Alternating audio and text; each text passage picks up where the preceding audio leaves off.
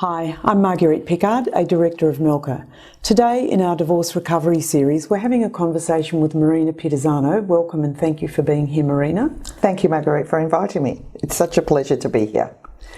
Marina and I are going to be speaking about careers coaching and job searching.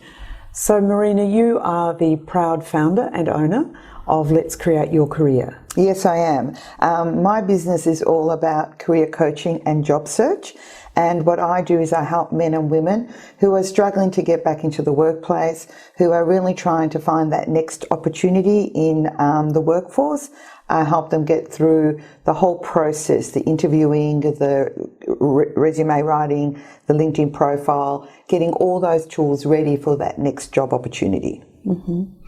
So just drawing out a couple of those threads, you've mentioned job searching and careers coaching. I'm wondering, are they different things or part of the same continuum?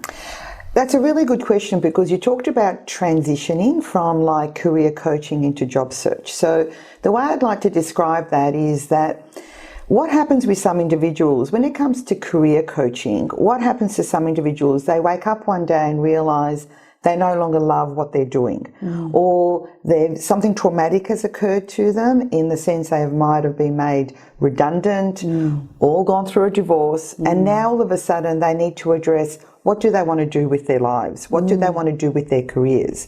So it becomes the career exploration around what is it, who they are, what is it they will achieve satisfaction from? What do they love to do? What are their values now? And so we go through a journey with them of understanding their career and their opportunities of what do they want to do now.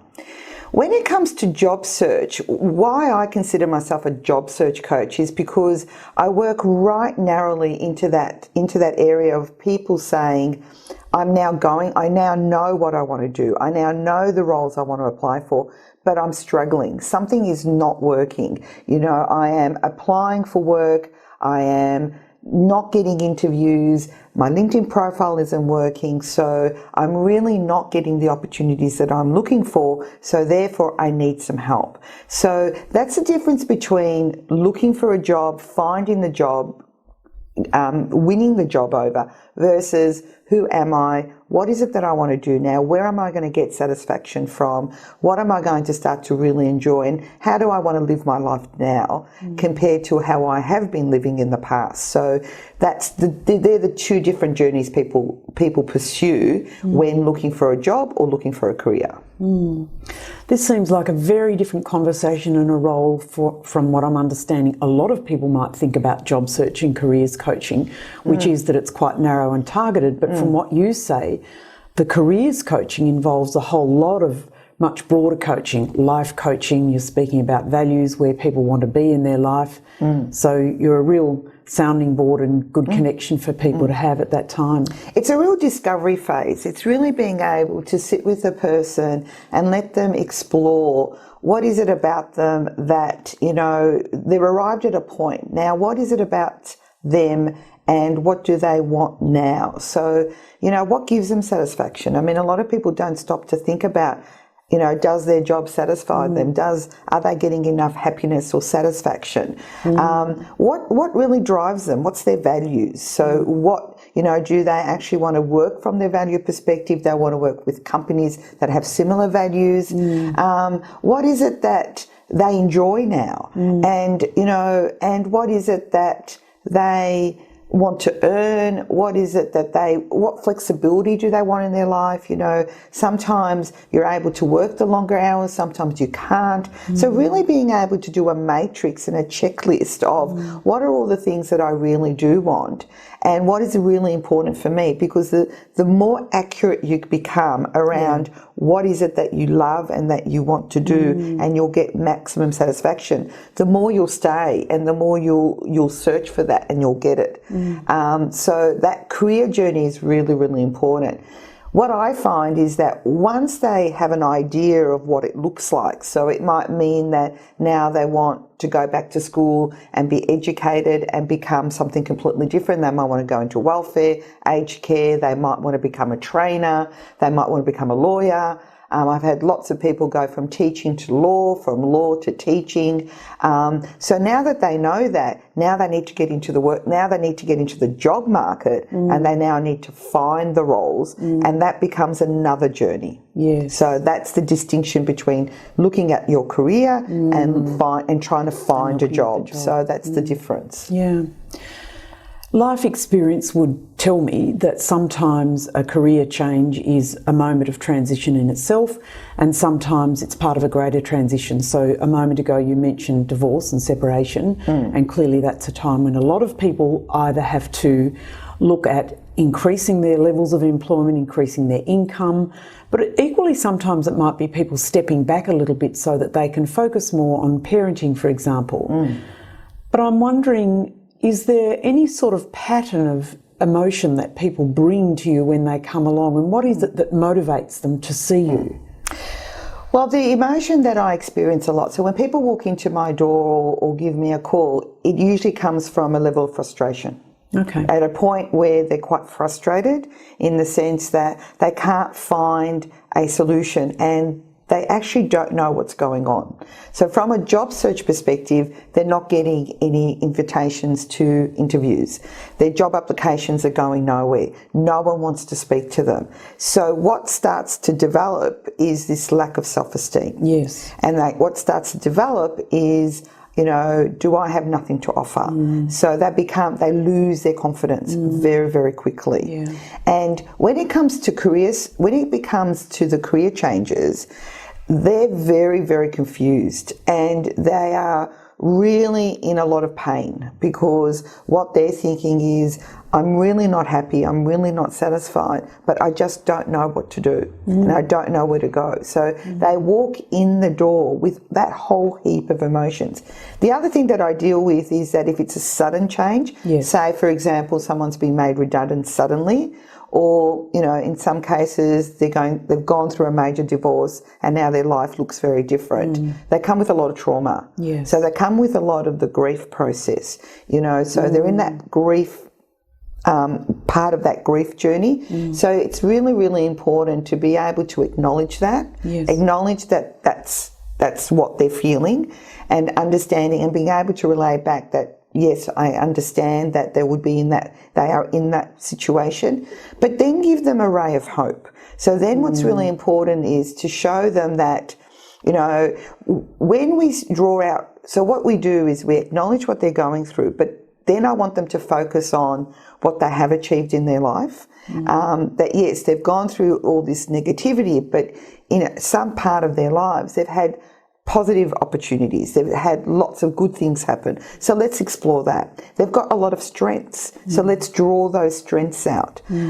Let's look at what they've achieved in their life. So, you know, there is a part of their life that's gone sour, but there are other parts of their lives that have been fulfilling, that they've achieved a lot. And I've found amazing things that have happened. They've won awards, or they've been the best employee, or they've been able to do some volunteering opportunities that are really exciting, or they've won marathons, and they've done lots of things. So you've got to just remind them that they've done a lot in their lives, and they're just not that traumatic experience. They're far more. So once they connect with their experiences, once they connect with what they've achieved, once they connect with their strengths, once they start to believe they have something to offer, we can transition them out of that negativity into them moving towards something that they believe they can achieve, because now they feel they have the energy and the resources to get there. So it's really transitioning them out of that negative stage into that positive opportunity, and being able to show them that, you know, they have a lot to offer. It builds their self-esteem, it builds their self-belief, and it really drives them to starting to really actively look for what they want. I really like what you're saying about that constructive and positive approach, and for people to evaluate their whole life, not just down to what's happening at the moment in terms of job search, but all of the other things that they bring to life experience and so on. And this really brings to mind for me a lot of what happens for people in separation, and I'm wondering if I could run a couple of scenarios past you. So something that quite often happens for people in separation, and this is particularly, but not necessarily for women, is that they've either been out of the workforce for a while or a long time, or they've been in jobs that are relatively low skilled by comparison with their ability. They've lost a lot of confidence and they don't know where to start. So it's not a question of even imagining that they need to build up their own confidence and to develop an understanding of their own aptitudes, etc. They just don't know where to begin. So if a person in that situation makes contact with you, what's going to happen if somebody's watching this and thinks, that's me? What happens if they make contact with you? So that's a really good question, because I get that all the time. So examples of that is that I have had women that have been out of the workforce for over 20 years. Yes. So all of a sudden they come back and they think, my children have grown up and now I need to go back into the workforce. But I do not have any clue of what I need to do. And nothing feels current. Well, exactly, because they've been out of the workforce, but they're also not connected with how do we navigate the market, how do we actually start. So this is where it's really important that the first thing that I do work with is let's draw out the strengths. Let's draw out what they can do. So let's draw out what experiences they had in the past. What did they gain while they were on maternity leave or while they've been enjoying? People get skills from everywhere in life. So let's draw those out. So, you know, for some mums, they've got to be super organised. So all of a sudden they've got all these organisational skills. Sometimes they have to be extremely well need to communicate extremely well because there's lots of things happening. They might have been part of the schools. They might have been teaching children. They might have been working on boards. They might have been working at the schools. So there's a lot that they've done. A lot of preparation for work that doesn't look like that. Exactly. So being able to draw all that out. Now, what is critical is being able to share with them or help them navigate the market. So once we identify, okay, what are some of the roles they could apply for, I then need to teach them how to navigate the market. And what's difficult today is jobs are everywhere. So what are the websites? There's plenty of websites. So where are the websites? You know, now we've got a new tool called LinkedIn, and it's like, how do I use LinkedIn? So I share them how to do that. Then what's key selection criteria? So I teach them how to look at jobs and navigate the jobs and start to apply. So it's all about being able to identify the role, because now, and be quite realistic, because unfortunately, you know, they might have been. So an example of this is one of my clients, she had come back after 20 years. She was an executive marketing manager. After 20 years, there was no way that she could be able to get back into marketing. But she was quite happy to consider possibly customer service roles. So we drew all that experience out in her resume. We tailored her LinkedIn profile the same. She applied for a role at the City of Monash. There was 1,000 applications. She was fortunate enough to be shortlisted for that role, and we were able to prepare her for the interview, and voila, luckily she got the role. Now, she was a marketing manager, customer service, but she was quite realistic. She understood that it was what she had known about marketing was 20 years ago. She had not kept up to it, and she was willing to adapt and change to the current environment and be able to apply for that role.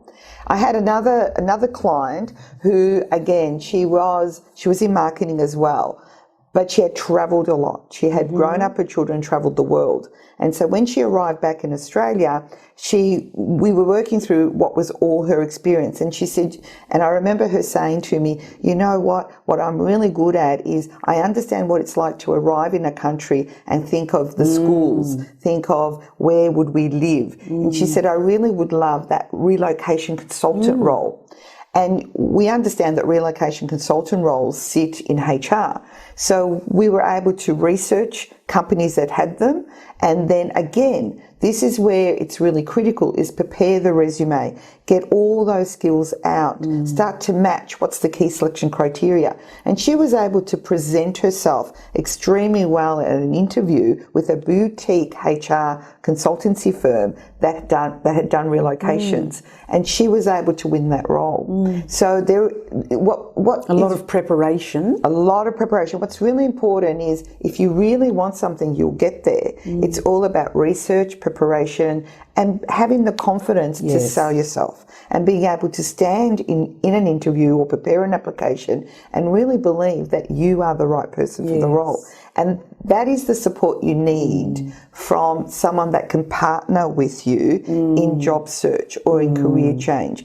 It's someone that's able to look at you and say, I know you can do it. I know that we have the capability, the ability, and the confidence to actually get it done. And so if people start to doubt themselves or feel they aren't able to do it, I'm able to pick that up and help them. So that's the sort of transitioning, and also with someone that's come from possibly that's gone through a divorce and now needs to reassess their situation. They really need to take some time to reflect and think about, take a step back and own their situation and think, okay, I've now arrived at this point, so now let me take some time to objectively think about what I want to do next. And so maybe explore that with someone, explore that with a career coach, or take some time out to say, who am I today? And I think they're really wise words, because I know from experience working with clients who are separating is the idea of taking time out is really tough. Life's already chaotic. There's pressures coming from many different directions. So I think that's wise. I wanted to wind back to something else that you said. You're speaking about people developing confidence to apply for roles. What I observe quite often is that people take the first thing that's available. Their aspirations are quite low, and they're taking jobs that don't necessarily have a career path. And I worry for people who are taking those smaller jobs, which objectively don't look like they're going to satisfy them intellectually, but not financially either, down the track. And so it's difficult, I imagine, to discourage somebody from applying at entry-level jobs to get themselves into the workforce. But sometimes that seems like maybe it's the right thing to do, to point them in another direction or ensure that jobs have a pathway. I think that's all about being realistic in the sense that, some people, I don't like using this term, but some people are desperate and need to get work, so they will take anything. And I always say to those individuals, please don't do that, because something that is worse than being unemployed is being a job that you hate. Because every day you need to go there and you won't enjoy it, you won't love it, and you just won't be able to sustain it. And eventually you'll get to a point where you need to leave, and that doesn't look good. So it's really important for those individuals to be able to, again, take a step back and say, okay, why am I doing this? Why am I rushing into this role? And I have to say, when you wind it back a little bit, Marguerite, what happens is it's because they don't believe they deserve any better, or they might believe I have to take this because I need to work, I need to feed my family. And there are pressures, aren't there? And this leads me to something that I'm curious about, and that is, how do we support the other spouse who thinks she should get back to work and they should just take any job, they shouldn't be waiting? I imagine that being in the shoes of the person who feels like they've shouldered the income burden for a long time means that you don't always think that the other person should take what looks like the luxury of time to evaluate a more career-based Well, that search. partner, what I would suggest to that partner, what I would recommend is please be patient. Please be patient that, you want to encourage, your partner to get the opportunities they can. The other thing is believe in your partner. So encourage them and believe that your partner can do well. Draw out their strengths. Say, look, I know that I've helped out a lot and I know you have a lot to offer. So let's draw out, what is it that you're passionate about? What is it that you enjoy?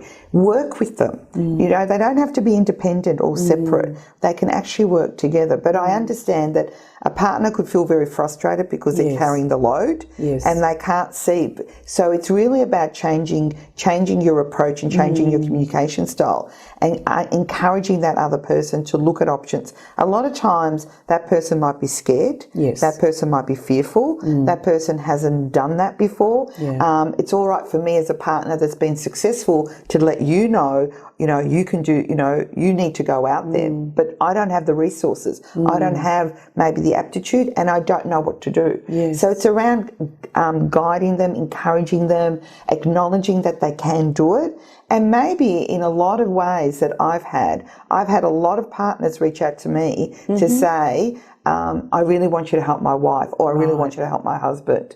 And I've said, I'm always happy to help them. Just ask your partner to reach out to me because as long as they're committed, I'm happy to help them. So even get help for them. Do you know so what the I mean? patience and compassion that the one who's earning quite well has to exercise is something you've just spoken about, but it clearly has a practical effect because in the end, the whole family unit benefits from both people having sustainable work and better paid work. And of course it does, but it's not always the situation. Sometimes, it's a bit difficult at times because sometimes I might be working, I'm doing well, but my partner can't. So it is a matter of working together and understanding what opportunities there are, looking at ways that we can support each other in either them supporting, one partner supporting the partner that's working really hard and looking at what can they do, but the other way is looking at that partner and saying, look, I think you have the capability and I think you have the support and the motivation. Sometimes it does take maybe a third party, like it might take a life coach to motivate them. It might take, it might take a business coach. They might want to think about driving their own business, or they might need a career coach, or they just need the confidence and the encouragement to say, yes, you can do it. Because a lot of times I know we sit in our own worlds and don't put ourselves in the world of another person. And so we're driving our communication, our response from our vision, not from the other person. And I guess we see a lot of that in situations where couples are separating because they aren't particularly wanting to share the other one's perspective. But I'm thinking about a situation that we quite often see in family law, which is where the partner who might have been the breadwinner, the big income earner who's had an enormous job, feels that whatever's happened during or leading up to the separation is the time when they really want to step back from that. And that can be seen quite negatively. Not only by the lawyers, but by the other spouses. What are you doing? This looks opportunistic. We've always lived a particular lifestyle. Why are you now trying to step down from big jobs and well-paid employment? Whether that might be a valid decision to make at some other point in life, it's criticised at a time when people are separating. I'm wondering if you come across that, and does that affect the way you work for that person if you know that that's the context they've come to you in? That's really interesting because that is why people suffer in silence. That is exactly why people often sit in their jobs for a long time, because they have the responsibility of their family, the responsibility of people, of loved ones around them, and they no longer love what they do. And they're just burnt out, exhausted. And they're burnt out. So I get that all the time. I get people coming to me and saying, I need to really tell you this, but I'm not longer satisfied and I don't know what to do. Now, my role is to support that individual because that individual is my client, but we do look at the whole process. We look at their whole, in a holistic manner. So it's like, okay, why we arrived at this point? What's the driver behind it? And sometimes it's not just they're burnt out, it's just that they don't want that anymore. It's a reevaluation. It's a reevaluation. So it's about, unfortunately, at that point, we are getting to a point where they will need to, we do work to own it and to think of what other options are, and then be able to communicate that decision to the people that are going to be impacted, and to encourage the support.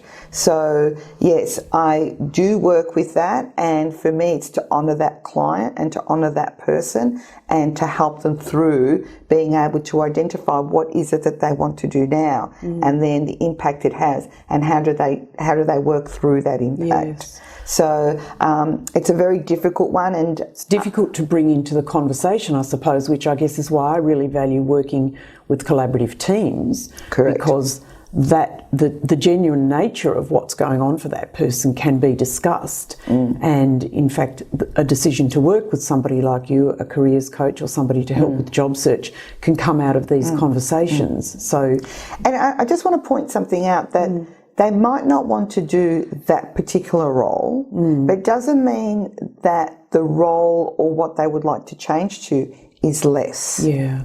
It could actually become stronger and bigger and better. Yeah, that's so a good point. We've actually made a judgment call that all of a sudden someone is not happy in what they're doing and they don't want that responsibility, but they might now want to go into a business or a collaboration which actually could work smarter and actually be better for the whole family, because now all of a sudden this person can be more flexible, can be there for their family, and have a lot, and therefore they don't engage in that conversation because we go tunnel vision. Oh my God, all of a sudden you're leaving a $200,000 job. What does that mean? But if you actually listen to what they want, they might actually be able to gain more and do more, but we're not listening, permission to explore, and we're not giving the permission to explore it. So it's not always what it seems. I think that's really valuable, because it's definitely a conversation that happens quite frequently in family law. Exactly. So that's a really positive way of looking at that when a person puts up their hand and says, help, I'm burnt out, I'm exhausted, we don't have to interpret that as I'm about to reduce the family income. It could be something quite different. And I think that is very difficult. Now, it's very difficult for some men. It's also difficult for some women. So what's really important is to be able to have that conversation somewhere rather than them carrying that burden and breaking, and that burden starting to build in and shaping into depression or anxiety. So you need to have, I always encourage, please go get help. Please have a conversation somewhere rather than it sitting inside the body and then causing other havoc, which is, causing disease, which is not necessary when it can be explored or talked to with other people. So always reach out for help. Always have that conversation. Doesn't mean that you'll get a solution or a conclusion, but it gives you the chance to get it off your chest and try to explore what the options really are. And it's stepping outside the fear to some extent. And I think in the world of family law, and when people are separating, everyone's fearful about a lot of things. So and is very scared to talk about it. And, and the other thing that I think